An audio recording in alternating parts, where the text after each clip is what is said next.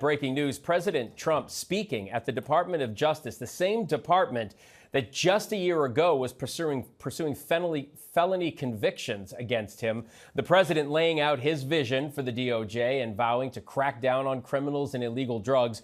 He also rehashed some old grievances in his long-running criticism of the department. They weaponized the vast powers of our intelligence and law enforcement agencies to try and thwart the will of the American people. They spied on my campaign, launched one hoax and disinformation operation after another, broke the law on a colossal scale, persecuted my family, staff, and supporters, raided my home, Mar-a-Lago, and did everything within their power to prevent me from becoming the President of the United States. For more, I want to bring in ABC News White House correspondent Selena Wang on the North Lawn of the White House and ABC News senior justice reporter Jack Date. Selena, I want to begin with you. The president delivering his vision for this department today and really airing out those grievances we just heard.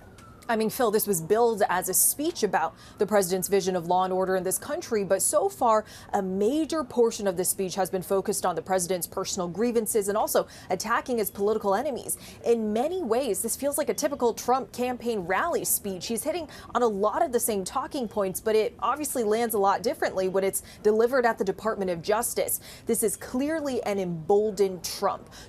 Typically, presidents try to keep their distance from the Department of Justice in order to preserve its independence, but Trump obviously taking a very different approach. In fact, he has stacked the top positions at the Justice Department with his loyalists, sometimes even his personal lawyers, and he's ousted many career officials who were involved in cases against him. And what a difference just 1 year makes. 1 year ago, the Department of Justice was pursuing cases against the president, and they believed that Trump should serve prison time if he were convicted in that classified documents case.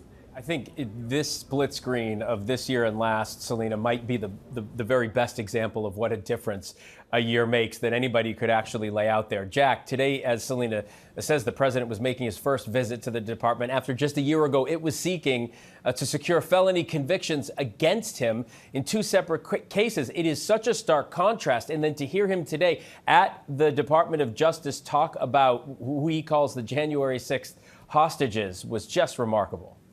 It's an enormous contrast. And you see it at the top of the speech. He was introducing many of his top officials at the Justice Department, people that he's appointed there.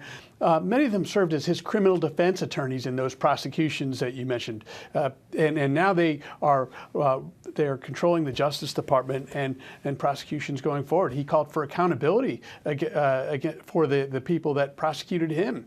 It's unclear where that's going to end up, but the Justice Department has set up a task force to look into any possible wrongdoing or misconduct. But clearly this speech was filled with grievance, and he's back there to let everybody know he's in charge of this Justice Department. It's a very different Justice Department today, Jack, from just even a few months ago.